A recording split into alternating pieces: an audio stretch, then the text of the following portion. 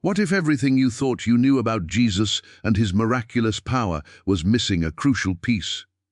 For decades, Joel Goldsmith subtly revealed a radical truth about Jesus' oneness, a truth hidden in plain sight. Prepare to have your understanding of spiritual unity profoundly shifted. But what if I told you that Joel Goldsmith dug up the receipts? What if the real story, the unspoken truth, isn't about worshipping a guy from history, but about unlocking the insane, miraculous oneness he was literally vibing with? We've been sold a version of the story that keeps us on the bench, when the whole point was to show us how to get in the game. Joel cracked the code, and he didn't just want us to hear about it, he wanted us to live it. So, if you're ready to go from just hearing the legend to actually feeling that same power for yourself, you gotta stick around, because we're about to connect the dots. And hey, if this hits home for you, do us a solid, like the video, drop a 333 in the comments if this message resonates, and subscribe so you don't miss what comes next. This is where it gets real. Of course. Here is the expansion of your first keynote, continuing directly from the flow of the introduction. So, if you're ready to go from just hearing the legend to actually feeling that same power for yourself, we have to start by clearing up the biggest mix-up of all time.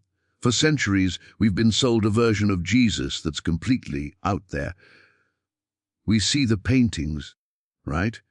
This glowing, distant figure in a pristine white robe, floating a few inches off the ground, looking like he's from another planet. We've placed him on a theological pedestal so high and so far removed from our own messy human experience that he's become more of a divine mascot than a living example. We worship him, we praise his name, but we subconsciously believe that what he was, what he had, and what he did is a one-off in human history. A cosmic anomaly. It's like looking at a superstar athlete and thinking, well, I could never do that. So you just buy their jersey and cheer from the stands. That's the out there Jesus. He's safe because he doesn't demand anything from us except our admiration from a distance. But Joel Goldsmith, he grabs us by the spiritual shoulders and says, hold up, time for a plot twist. The whole point of the gospel isn't to have you worship the man Jesus, but to wake up to the Christ that he embodied. That's the in here part. The Christ isn't a last name, it's a title for the universal presence of God, the divine sonship, the very substance of spirit that is the true identity of every single one of us. Jesus wasn't a unique, solitary drop of God in a desert of humanity. He was the one who fully realized he was the entire ocean, and he was trying to show us that we are waves of that very same ocean. The miracles. They weren't magic tricks performed by a divine being who had special access to a power we can't touch. They were the natural, inevitable result of a man so completely aligned with his, in here, Christ, nature that the physical world had to conform to the truth of spirit.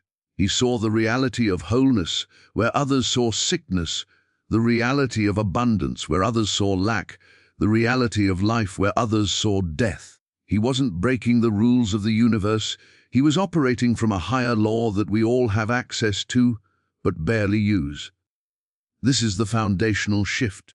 Until we make it, we remain spiritual fans in the bleachers, watching the game but never playing.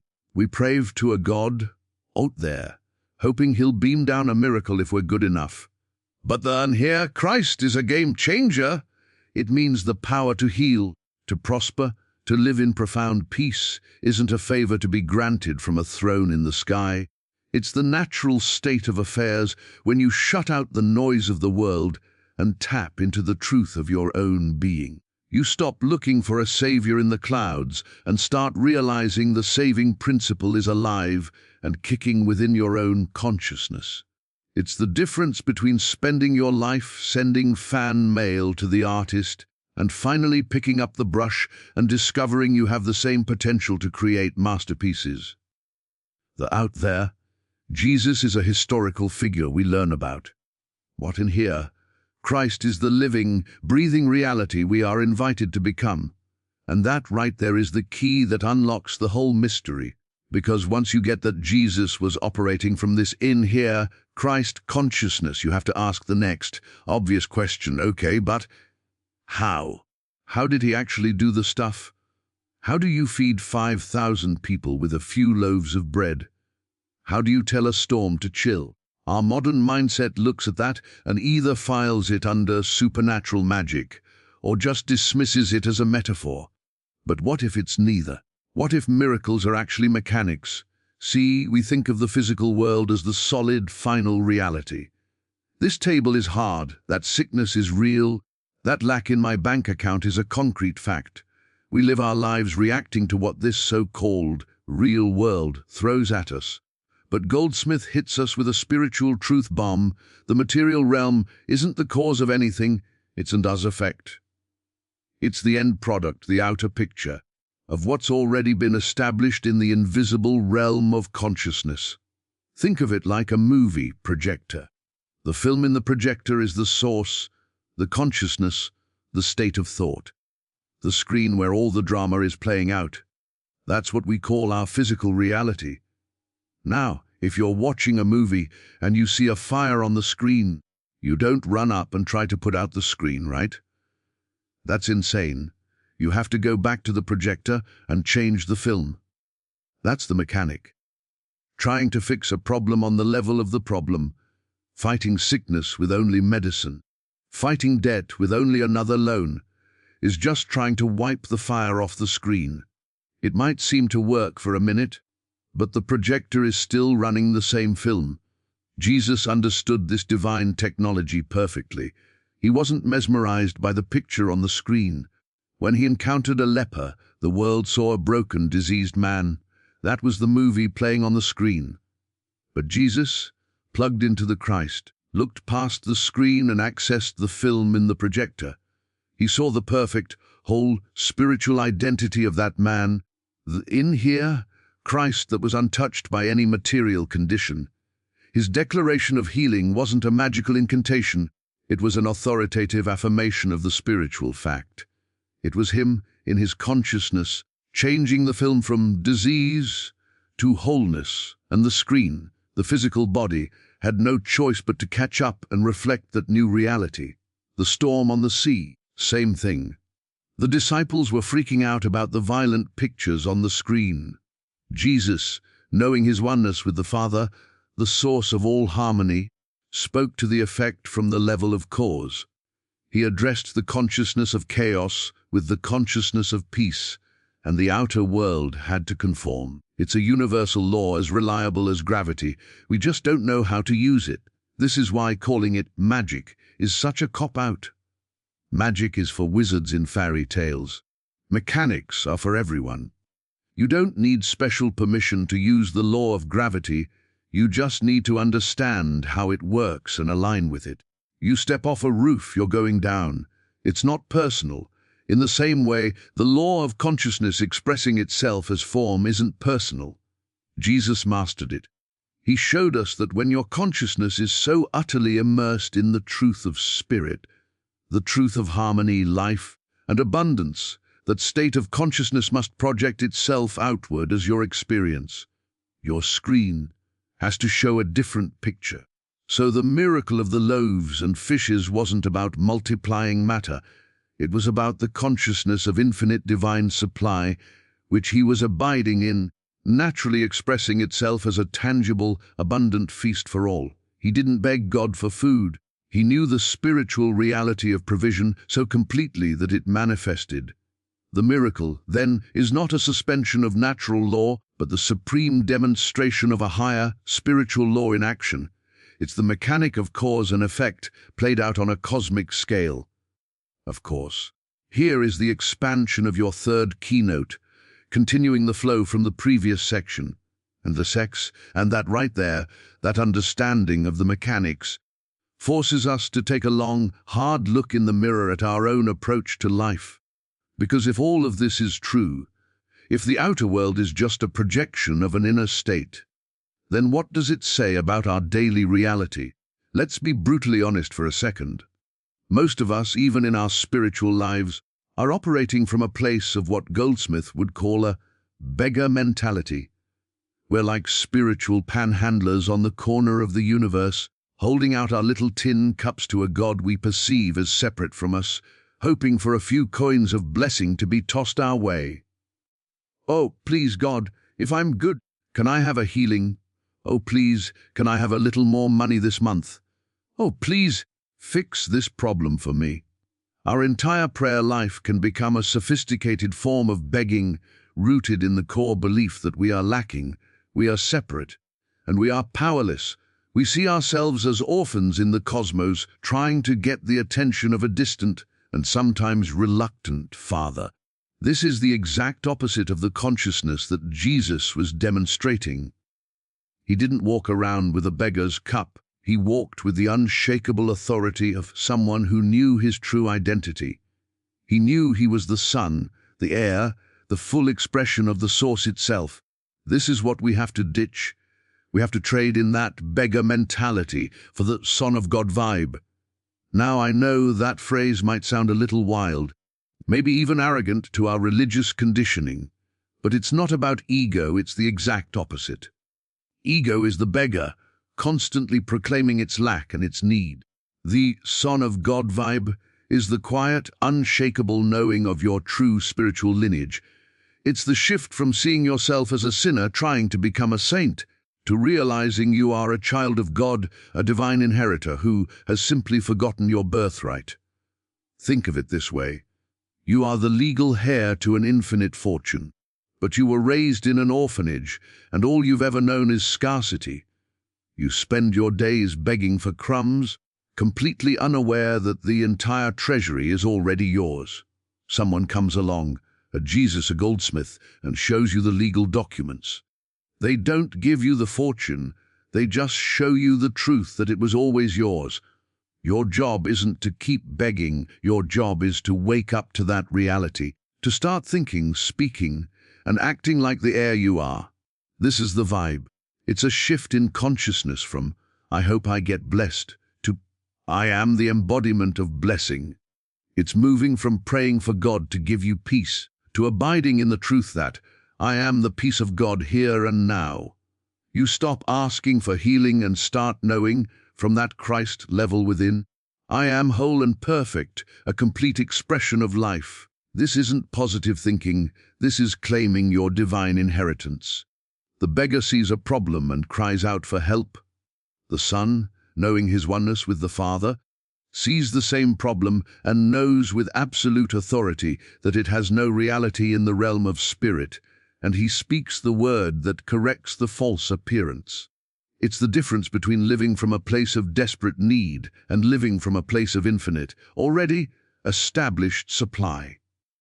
The universe, being a perfect mirror, has no choice but to reflect back to the beggar his state of lack, and to the Son the full evidence of his inheritance.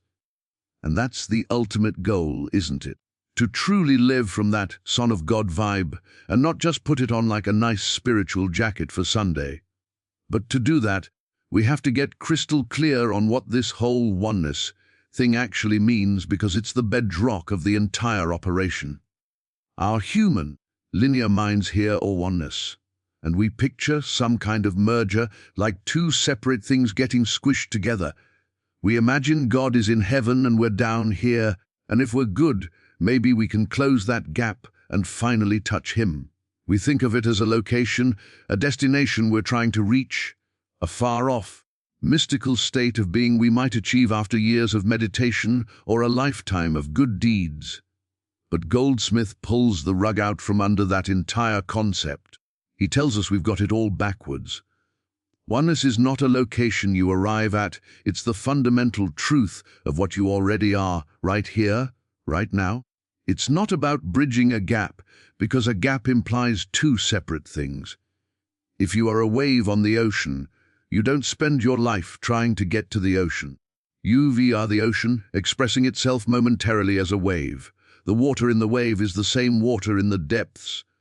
There is no separation, only a perceived difference in form and function. This is the connection he's talking about. It's not a connection you have to build or earn like a spiritual reward. It is the unbreakable, eternal, and already established fact of your being. You are plugged into the source, you are wired for God. You are an individualization of the one infinite mind, full stop. So if that's the case, why does it feel so distant? Why do we feel so separate? Because we're hypnotized by the wave. We're so fascinated by our own individual form, our body, our personality, our problems, our story, that we've forgotten we are the entire ocean. Our attention is completely captured by the screen, and we've forgotten about the projector. This feeling of separation, what some call the veil of illusion, is just a case of mistaken identity. We think we're the beggar, so we live like a beggar. The entire spiritual path, then, is not a journey to achieve oneness, but a process of remembering the false sense of separation. It's about shifting your sense of self from the temporary, limited wave to the eternal, limitless ocean. It's a shift in identification. When you abide in this knowing, your connection is no longer theoretical, it becomes the functional reality from which you operate.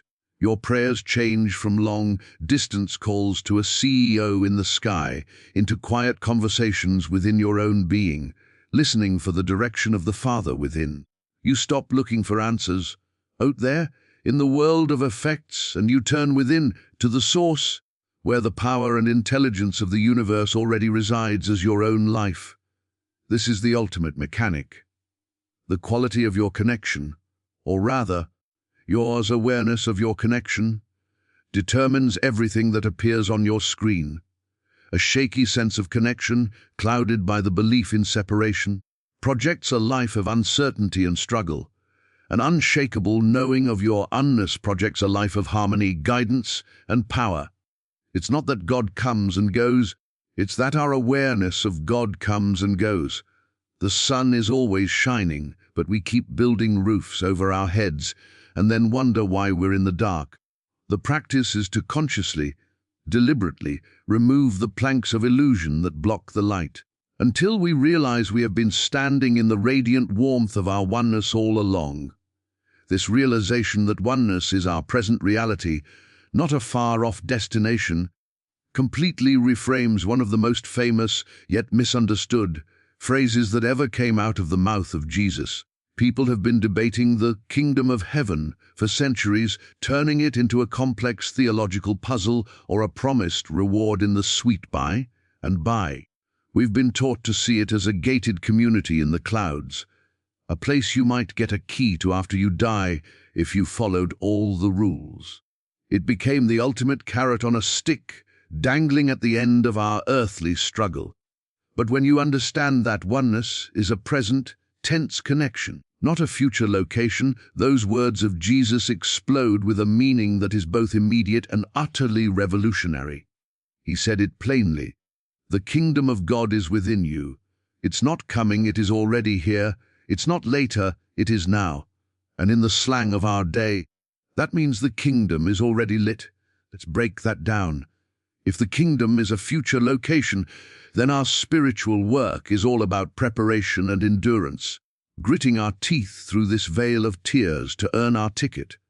But if the kingdom is a present tense, inner reality, the very substance and atmosphere of our true Christed self, then our entire focus shifts from preparation to exploration. Our life's purpose is no longer about earning a spot in a future kingdom, but about uncovering, discovering, and revealing the glory of the kingdom that is already established within our own consciousness. It is the realm of divine harmony, perfect peace, and infinite supply. It is the film in the projector, the ocean of our being, and it is not dormant, it is actively alive, pulsating with the creative power of God. It is, in a word, lit. This changes everything about how we navigate our daily challenges. When you are faced with a problem, sickness, lack, conflict, the old model tells you to pray for God to fix it from the outside. The new understanding, the kingdom is, within understanding, demands a different approach. It invites you to turn away from the troubling picture on the screen and to go within, to that inner kingdom, and to re-establish the reality of harmony there. You don't beg for peace, you go within and you abide in the peace that is already blazing at the core of your being until that inner reality casts out the outer appearance of turmoil. You don't pray for supply. You go within and you consciously dwell in the consciousness of the kingdom, where the infinite riches of the Father are a present fact, until your outer world conforms to that inner truth of abundance. The miracle is simply the outer world catching up with the inner reality you have chosen to acknowledge and inhabit. This is why Jesus could be peaceful in the storm. He wasn't waiting for the storm to stop so he could be peaceful. He was abiding so deeply in the kingdom of peace within him that the storm, an outer effect, had to yield to that superior power. The kingdom is the realm of cause. Our outer life is the world of effect. Your power lies in your ability to consciously reside in the cause, to let that inner light get so bright, so undeniable, that it literally enlightens your entire human experience, transforming every shadow it touches. This is the ultimate destination of this entire journey. It's the final piece of the puzzle that takes all of this profound spiritual theory and lands it right in the middle of your everyday life. We started by shifting Jesus from a figure there to the Christ, and here we cracked the code that miracles are just spiritual mechanics. We traded our beggar mentality for our identity as the Son. We realized our oneness isn't a location but our eternal connection. And we discovered the kingdom isn't a future prize, but a present tense reality within us. But knowledge by itself is just spiritual trivia. It's like reading the manual for a high-performance sports car, but never turning the key. The whole point, the entire thrust of this message, is to move you from being a passive observer, a pew-sitter, to an active participant in your divine nature, a power player in the grand scheme of spirit. This is about your divine inheritance. An inheritance isn't something you work for, it's something you receive by virtue of your birthright. You are, right now, the legal heir to everything the Father has. That means you inherit the consciousness of wholeness, the consciousness of abundance, the consciousness of infinite intelligence and unconditional peace. This isn't a metaphor. This is the legal truth of your being. But here's the catch. An inheritance must be claimed. You can be the rightful heir to $1 billion, but if you never show up to the lawyer's office, sign the papers, and accept the transfer of assets, you'll still live and die in poverty. The wealth was always yours, but it did you no practical good. This is the situation for so many. They are spiritual billionaires, heirs to the kingdom of God. But they are living like paupers because they have not actively claimed their inheritance. They are sitting in the pew, listening to the reading of the will, but they never get up and take possession of what is theirs. To be a power player is to finally stand up and sign the papers. It is to move from agreeing with the truth to embodying it. It means that when a problem arises, you don't just hope God fixes it. You consciously claim your inheritance. You declare, from that Son of God authority, this is not part of my divine estate. I inherit wholeness, so I call forth the evidence of that wholeness now. I inherit abundance, and I now act from the consciousness of infinite supply. You stop letting the outer world dictate your inner state, and you start letting your inner state, your claimed inheritance, dictate what appears in your outer world. This is the ultimate mechanic in action. It's you, the heir, taking conscious control of the projector, knowing that you have every right to do so. The pew-sitter waits for a blessing. The power player, knowing they are the blessing itself, speaks the word that shapes reality. This is your birthright.